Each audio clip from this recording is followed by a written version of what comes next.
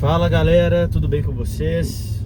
Meu nome é Alexandre Cota, sou corretor de imóveis, franqueado da Remax Ace, franqueado da Remax 8º Andar em Belo Horizonte, Minas Gerais. E hoje, galera, quero fazer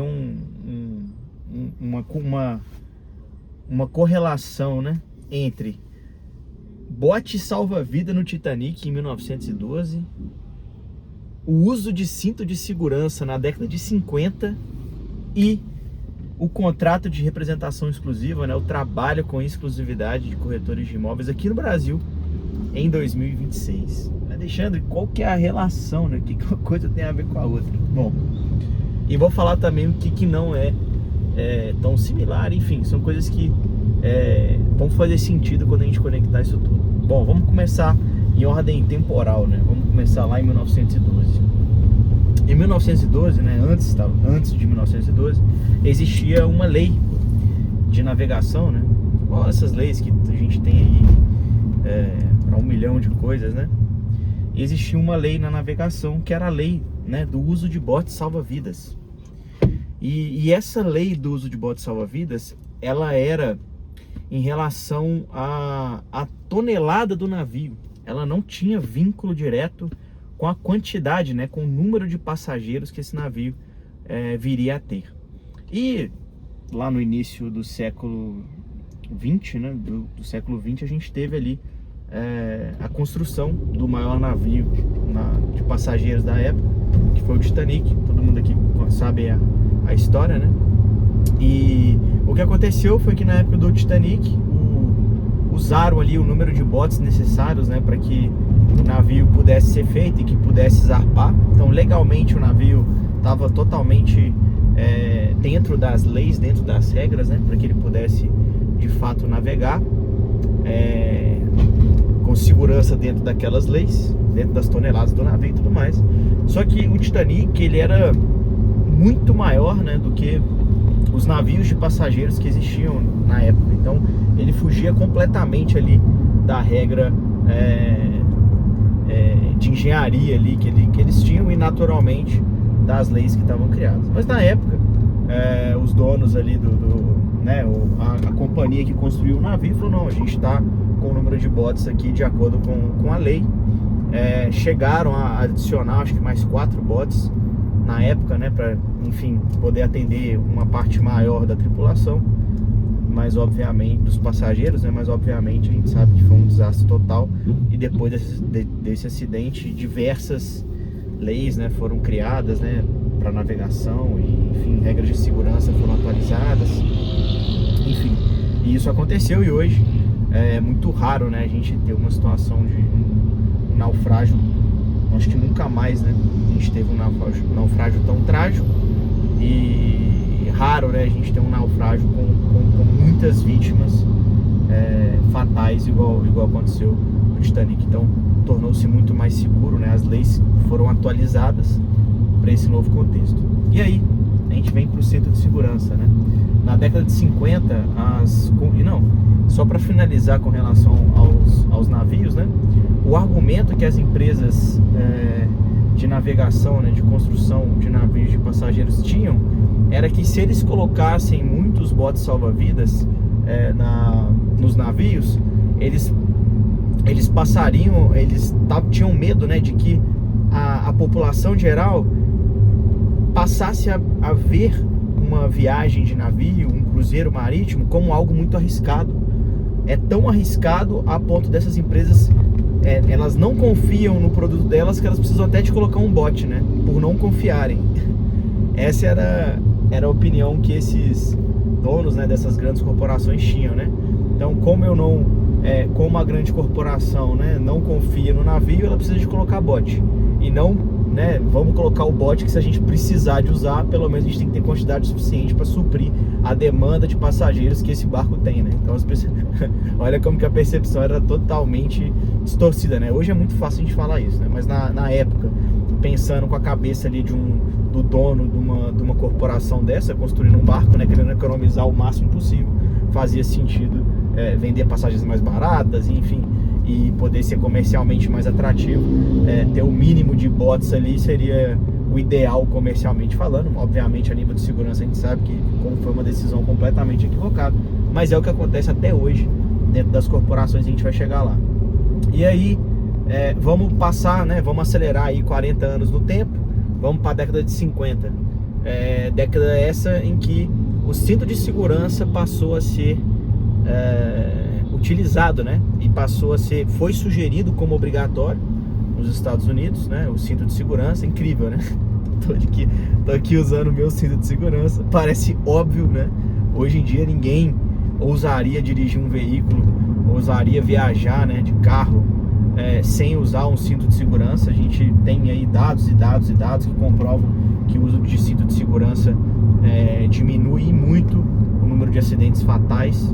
Então isso aqui é uma ferramenta maravilhosa de segurança para todos nós. E o que aconteceu na década de 50, né? Foi proposto isso, né? Foi proposto de que todos os veículos, né, automotores, eles fossem concebidos já direto da fábrica com os cintos de segurança, né? O que isso iria implicar para os grandes empresários ali, donos de montadoras de veículos, né? E implicar um custo maior, né? Eles teriam um custo maior para poder executar isso, né? Para poder colocar isso em todos os carros. As linhas de montagem iam ter que sofrer ali algumas alterações para que pudessem colocar isso como obrigatório. E criou-se ali a mesma temática, né? Falou, nossa, mas o nosso carro é tão inseguro, né, a ponto da gente precisar de colocar um instrumento de segurança. Como que é o que o consumidor final ele vai entender isso? Ele vai entender que o nível de insegurança para dirigir um carro é tão grande que ele precisa de usar um cinto. Ou seja, dirigir um carro é um perigo iminente o tempo inteiro. Isso vai diminuir as nossas vendas, isso vai atrapalhar, a gente vai vender menos, as pessoas vão ter medo de adquirir um carro. Que loucura, né? E hoje, né, não preciso nem falar muito sobre isso, é óbvio.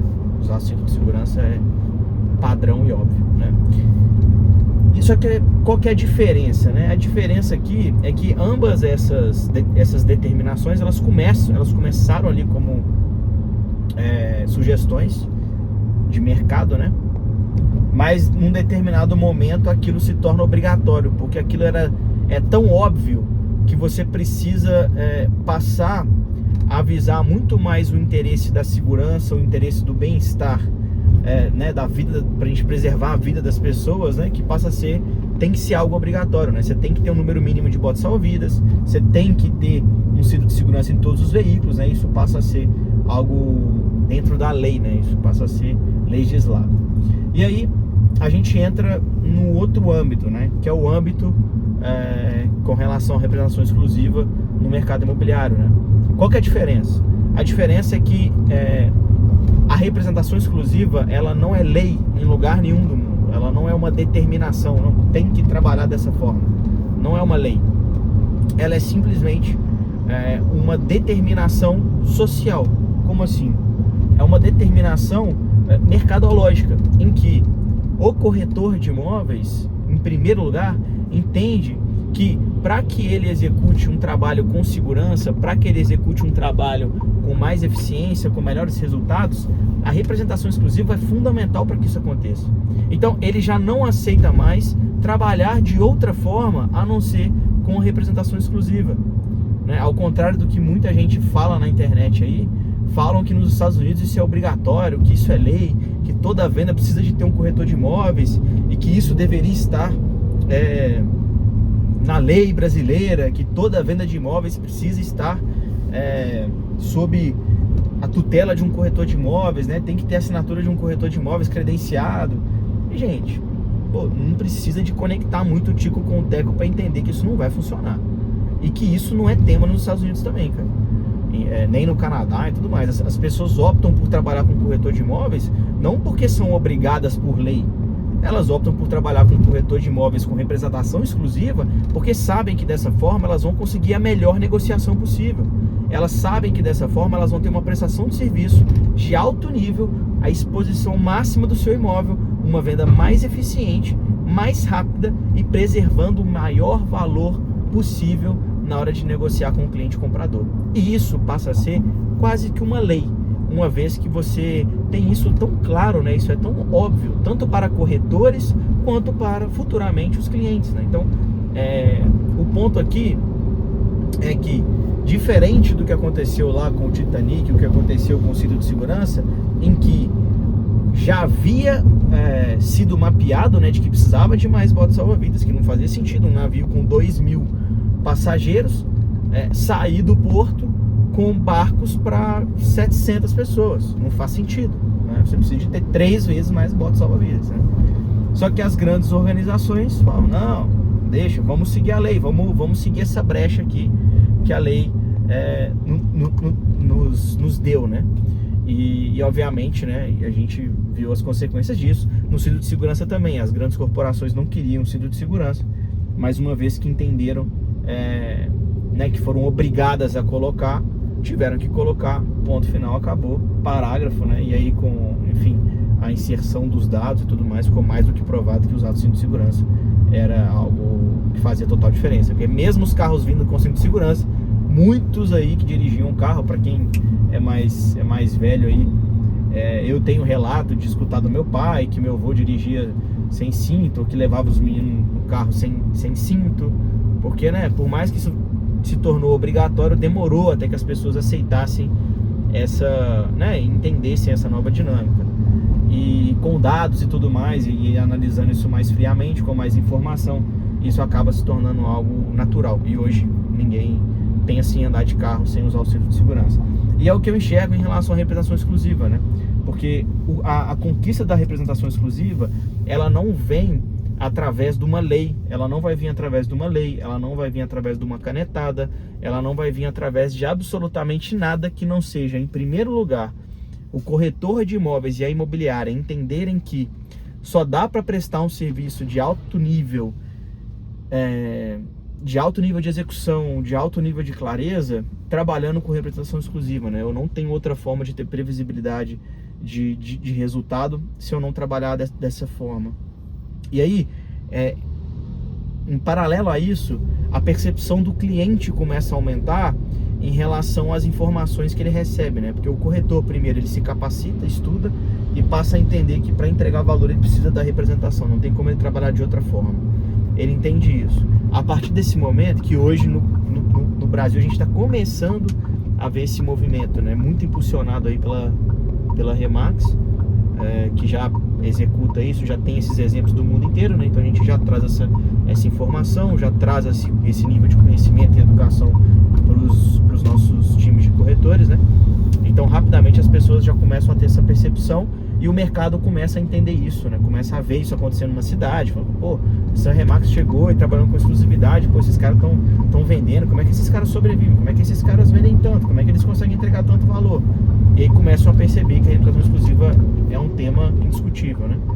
E aí, com o entendimento desses corretores, naturalmente o mercado começa a entender e a exigir que isso aconteça, né? Eu quero trabalhar com um corretor, pô, mas eu quero esse serviço aqui desse corretor. Eu falo, não, meu amigo, beleza, você quer esse serviço, mas eu não consigo te entregar isso se eu não tiver representação exclusiva. E aí passa esse ciclo, ele se completa, né? É o corretor com conhecimento de entender o que é um mercado maduro, o que é buscar alta performance enquanto corretora de imóveis, e o cliente passar a entender que se ele quiser um alto nível de serviço, se ele quiser uma venda mais eficiente, mais rápida, com melhores resultados financeiros, né? Uma negociação melhor e conseguir a melhor venda possível, não tem outra forma a não ser por meio de corretores, né, que trabalham com representação exclusiva. Então esse é um movimento que ele já está acontecendo e vai se intensificar cada dia mais aqui no nosso país. Algumas regiões já estão com mais maturidade em relação a isso, algumas cidades, alguns estados, algumas regiões de cidades, mas uma coisa é certa, isso é uma questão de tempo até que isso já não seja um tema aqui no Brasil, assim como usar cinto de segurança. E você, corretor, que chegou até aqui, se inscreve no canal, deixa um like, deixa um comentário, me diz aí se faz sentido. E cara, eu vou finalizar esse vídeo dizendo, você, enquanto corretor, precisa usar seu cinto de segurança, precisa andar com seu bote salva-vida. E usar cinto de segurança, usar o bote salva-vida, que é óbvio, você precisa trabalhar com o óbvio, que é a representação exclusiva, a máxima prestação de serviço para o seu cliente proprietário, para o seu cliente comprador também, obviamente. E dessa forma você vai conseguir construir uma carreira muito mais sólida e vai ajudar o mercado imobiliário brasileiro a ser cada vez mais próspero e eficiente. Galera, eu vou ficando por aqui. Muito obrigado pela sua audiência e a gente se vê no próximo vídeo. Falou!